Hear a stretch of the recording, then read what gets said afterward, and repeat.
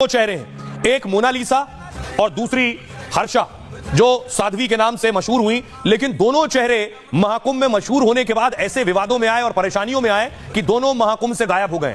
आइए दोनों के बारे में आपको बताऊं। मोनालिसा कौन है, पहली बार शायद इस प्रोग्राम में मैं बताने जा रहा हूं। मोनालिसा भी बहुत सुर्खियों में है और इतनी सुर्खियों में आई कि उन्हें महाकुंभ छोड़कर जाना पड़ गया। ये आप देख रहे हैं मोनालिसा को। मोनालिसा मध्य प्रदेश के इंदौर की रहने वाली है। इंदौर से पिता के साथ आई थी महाकुंभ में माला बेचने के लिए। उनके साथ ही बाकी परिवार भी महाकुंभ में माला बेचता था। लेकिन कुछ ही दिन में उनकी तस्वीरें तेजी से वायरल होने लगी। सोशल मीडिया पर लोग उनकी सुंदरता की तारीफ करने लगे। तस्वीरें वायरल होने से पूरे देश में लोकप्रियता बढ़ गई। इसी लोकप्रियता की वजह से लोग उनके साथ सेल्फी लेने लगे और हालत यह हो गई कि सेल्फी लेने वालों की मोनालिसा के पास हर वक्त भीड़ लगी रहती। यहां तक कि लोग यहां सेल्फी के लिए लोग पीछे पीछे मोनालिसा के दौड़ने लगे। मोनालिसा पहुंची थी माला बेचने के लिए। कई बार इससे बचने के लिए मोनालिसा को छिपना पड़ता था। मोनालिसा पर यह दावा उनके परिवार की तरफ से किया गया है। इससे महाकुंभ में वो पिता के साथ माला नहीं बेच पा रही थी, लोग इतना परेशान कर रहे थे। आखिर मोनालिसा के पिता ने परेशान होकर मोनालिसा को वापस भेज दिया है। फिलहाल उनका बाकी परिवार अभी महाकुंभ में माला बेचता है। दूसरी है हर्षा।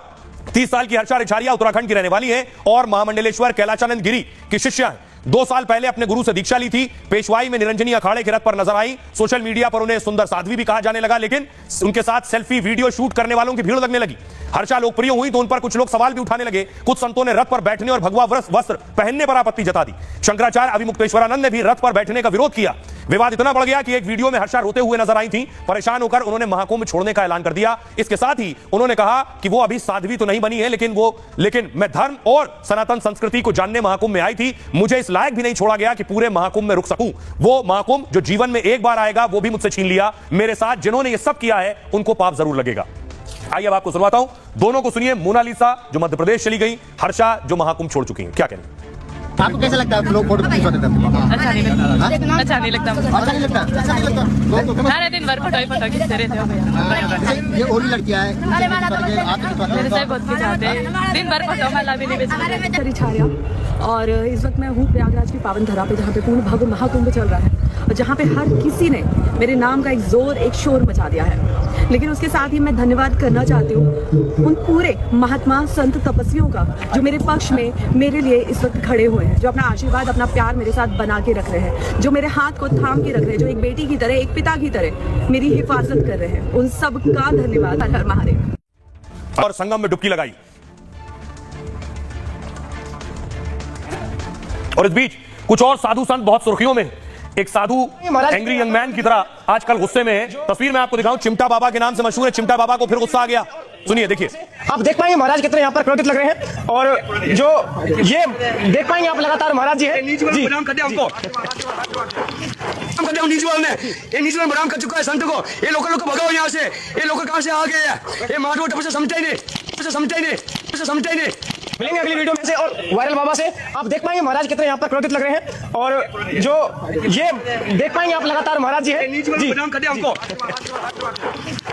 नीचवाल बदनाम कर चुका है संत को। ये लोगों को भगाओ यहाँ से। ये लोग कहाँ से आ गए हैं? ये माधव समझते ही नहीं।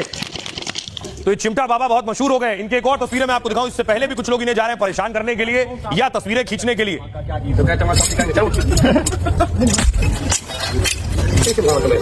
काफी बातें करेगा सारा, इसी में कर मैं तुम्हें देख रहा था।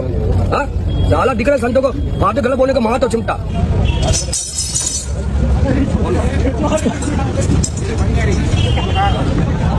महाराज जी कौन सा आप लोग जो है भजन करते हैं भगवान का, क्या गीत? तो कहते आइए अब इनके बारे में आपको बताऊं कि चिमटा बाबा कौन है और इन्हें इतना गुस्सा क्यों आ रहा। महाकुंभ में चिमटा वाले बाबा को फिर गुस्सा आ गया। बाबा ने यूट्यूबर को सरेआम पीट दिया। यूट्यूबर बाबा से मिलने उनके पंडाल में गया। चिमटा वाले बाबा के मना करने पर भी वीडियो बनाता रहा। बाबा ने धीरे से चाटा मारकर पहले उसे चेतावनी दी, लेकिन यूट्यूबर नहीं माना तो जोर से थप्पड़ जड़ दिया और कहा कि इन लोगों ने मुझे बदनाम कर दिया है। इससे पहले बाबा एक यूट्यूबर को चिमटे से पहले पीट चुके।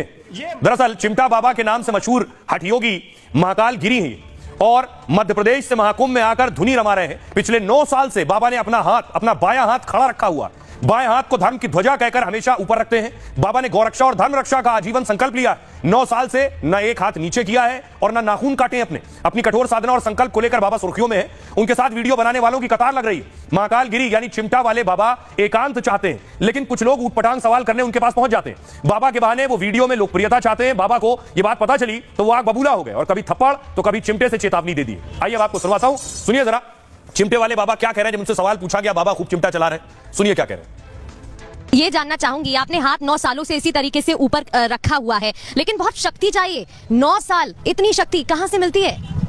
भजन में शक्ति, और चाव शक्ति, खान पीन में कुछ नहीं, सब भजन में होती है। साधना सबकी बच को तो है नहीं कि कोई कर ले, कोई त्याग दे। जो गुरु की कृपा होगी, भगवान की कृपा होगी, वही कर पाएगा। सबकी बच की गुरु की कृपा सबको पूरा होती नहीं।